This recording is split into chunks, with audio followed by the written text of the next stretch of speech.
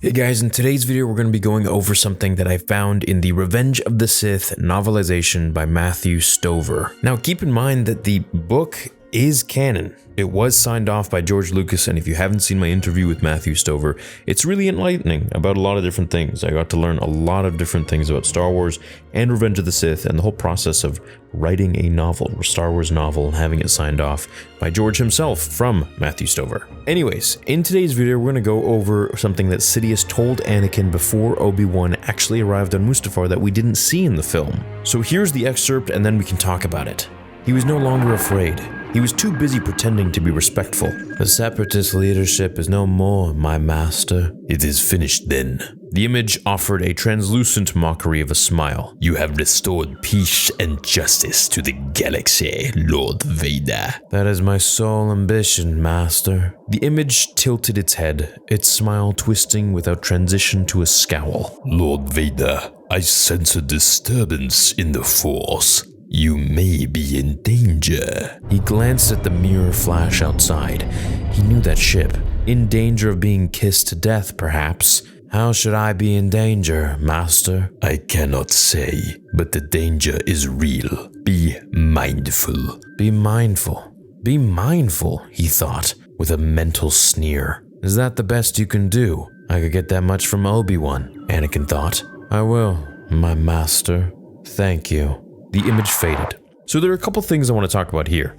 So in Revenge of the Sith, we know that once Sidious defeats Yoda, or they have their parting of ways, and he's standing with Mas Amedda and the shock troopers, he said, let's go to Mustafar. I sense Lord Vader is in trouble, is in danger.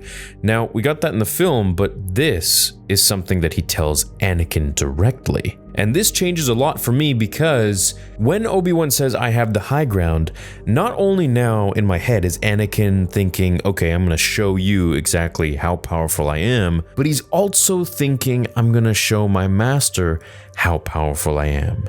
Because he said he sensed danger, and maybe this is the moment, but I'm not going to bend the knee to that. I'm not so weak that I need to find a different alternative route to go to the low ground and then meet Obi-Wan, or wait until the pod goes a little further down the riverbank to a safer position. And then Anakin was too arrogant at that point to even think of doing something like that. He was just go, go, go. The best defense is more offense, as Johnny Lawrence says, and that was Anakin's point of view and mentality as well. So Sidious saying this right there not only tells me that, he definitely saw that Obi-Wan was gonna probably kill Anakin, or close to, but that Anakin even knew that Obi-Wan might have the upper hand.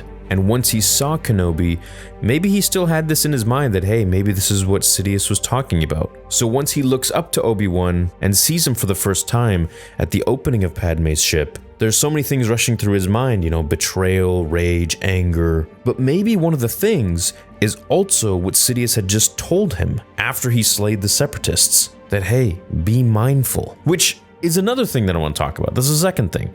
It's kind of funny that Sidious would ever say that, and I'm really surprised that George would actually sign off on Sidious saying something like this, because this is literally something that Qui-Gon would say.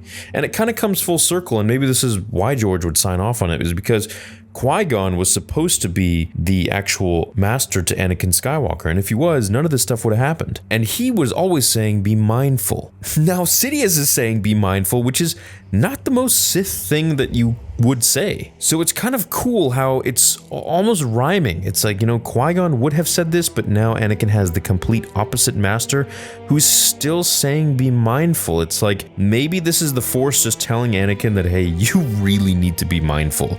And case in point, it's pretty much his downfall is that he was not mindful. Then Yoda says this later in Empire Strikes Back, how Anakin to Luke was always thinking of the future.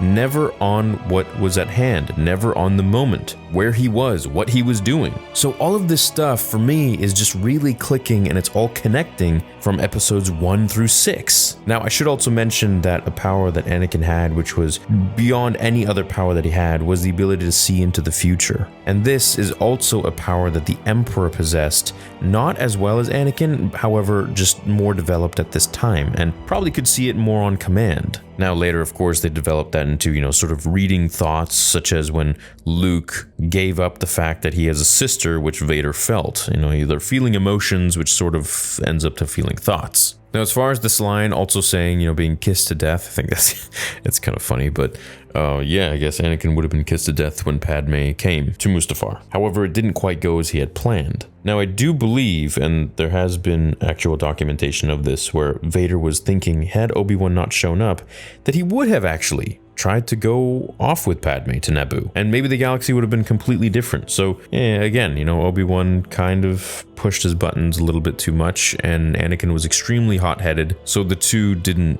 meld together very well. For the fate of the galaxy, that is, and pretty much everyone else. Now, last but not least that I'd like to discuss is how Anakin actually asks, "How should I be in danger, Master?" So, the Anakin that was fighting Kenobi, in my opinion, wouldn't have asked something like this. This is only something that Anakin, after killing the Separatists, would say, kind of like his last moment until he really turned to the dark side and hatred just overtook him. Because the Anakin that was fighting Obi-Wan wouldn't even care what danger would come to him. So when Sidious says, "Lord Vader, I sense a disturbance in the Force, you may be in danger," and Anakin says, "How should I be in danger, Master?" Sidious says, "I cannot say, but the danger is real, be mindful." Yeah, I feel like Vader just wouldn't even give a crap what danger would be near, because he had the mentality that whatever came his way, he would beat it. And this was one of the biggest downfalls of the Sith. They all thought that they were invincible. Darth Maul, Sidious, Vader. Not so much Dooku. He wasn't really a true Sith in my opinion. He was more of just a dark side Force user. But I don't think he was really truly evil. At least not in comparison to, Vader and Sidious, and Maul even. So what do you guys think? Do you think Sidious should have extrapolated upon what the disturbance was? How he may actually be in danger? Because at this point in the book, he didn't realize yet that Yoda had sent someone to fight Anakin. So right when this transmission ends, which I'll cover in another video, Yoda sort of gives it up that he sent someone to fight Vader on Mustafar,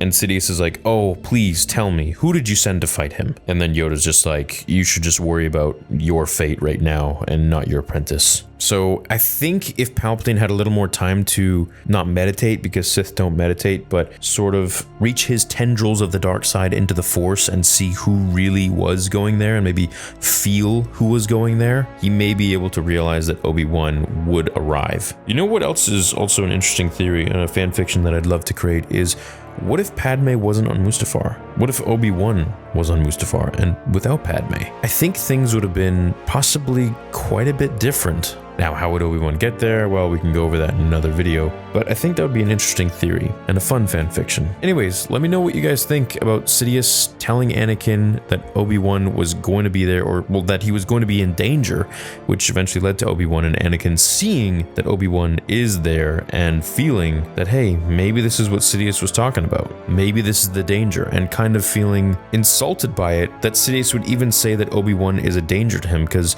he was always trying to beat Kenobi. In their final end on Mustafar, Anakin tried to kill Kenobi the same way Kenobi killed Maul, and essentially was kind of like a slap in the face, saying that I'm going to kill you using the same move that you used against the Sith Lord. So I'm going to use your own move to kill you. So anyways, I love finding these little tidbits, and I just thought I'd share it with you guys and give you guys my thoughts. So hope you have a great day. Thanks for watching this video. Leave a like if you did enjoy it, and I will see you in the next video of Star Wars Theory. Until then, remember, the Force will be with you, always.